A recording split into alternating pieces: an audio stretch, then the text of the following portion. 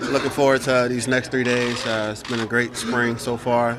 Guys have been competing at a high level, and just want to continue to, finish strong, head into the break that we'll have coming up, and come back to in July, the end of July, and continue right where we left off.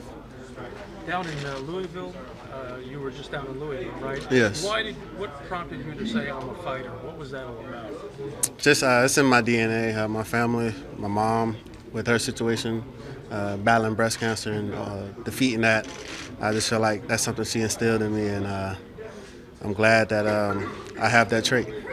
Are you where you expected to be at this point physically? That's something I don't discuss with the media. If you need any updates about my status, you can talk to Coach Bowles, J-Mail. I'm focused on getting better each and every day, coming to work every day, competing with these guys in this locker room, and trying to reach our common goal. Has that fighting mentality, do you feel like you have people to prove wrong? Not at all. I do it for the ones who believed in me, and because that small ounce of faith, belief, got me over the hump. You guys try to improve their games. You kind of missed almost 2 years because you're trying to get your health back. Was there anything now that you're back full time that you're trying to improve on now that you can really work on? Just being a great leader every day, continuing to work on my base. When you talk about playing aspect, just continue to work on my base, be consistent.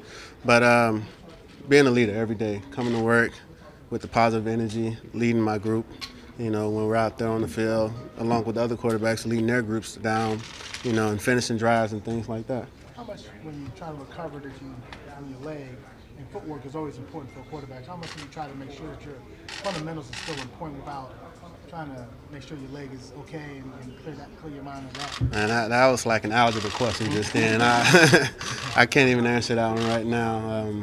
But I know that each day you have an emphasis. You set those personal goals, those small goals each and every day. And for me, I've been checking them off the list. So that's a great feeling.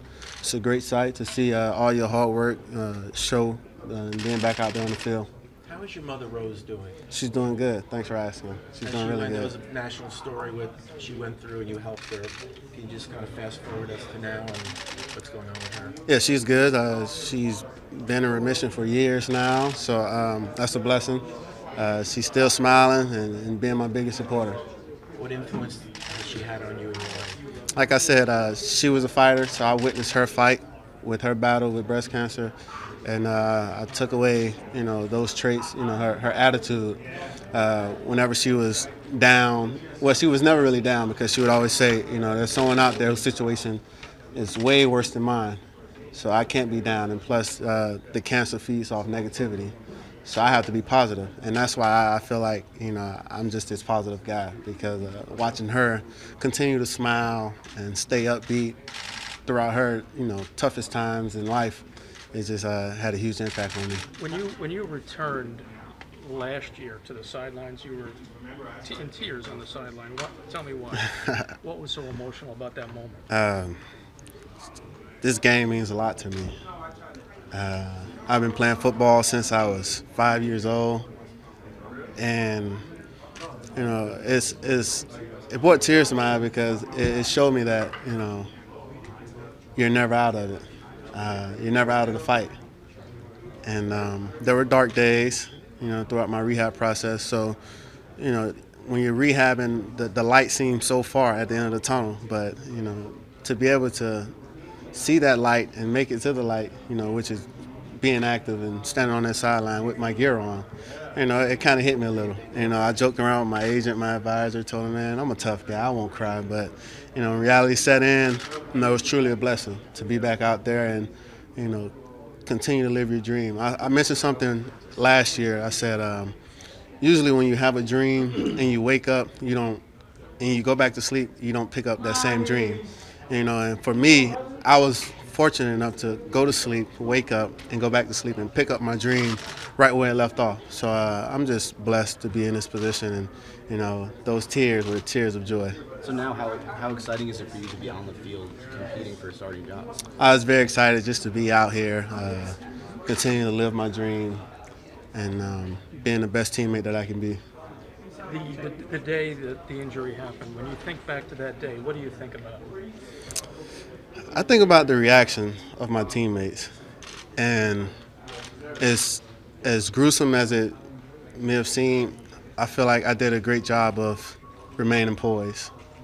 There were guys throwing helmets, guys on knees, and I didn't cry, I didn't worry. I just knew that it was in God's hands. So I think I was impressed with the way I kept my faith, but I just, got to see how much I meant to the guys. Not only as a football player, but as a person, because it could have went totally south. So to be able to just stand here right now, I'm thankful for the guys who supported me throughout the injury, and the guys who were there for me and still there to this day. How scary a moment was that for you? It was scary, but at the end of the day, I was still breathing.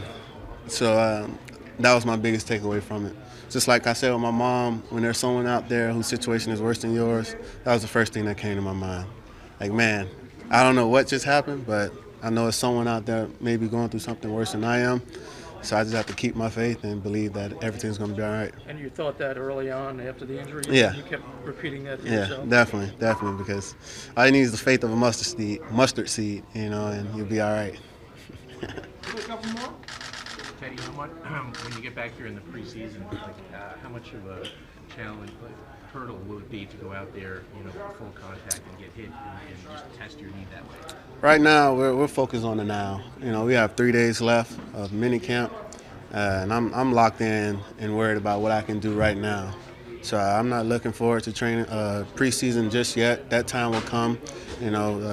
We still have 3 days left to get better as a team, and we want to make sure we do that. Can you just let us in a little bit on that dynamic in the quarterback room? Obviously, you guys are all competing for the same job, but you all seem to be kind of supportive of each other. What is that like? Is it strange at all? Or No, not at all. When you have, when you all share a common goal, and when the team means more to you than yourself, you come away feeling like the feeling is mutual.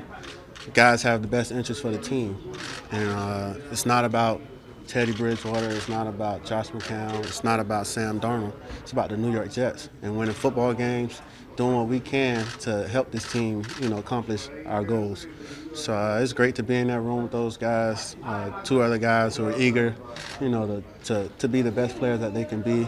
And even if you talk about the coaching staff with JB and Mick, they do a great job with us, and it's a great room overall.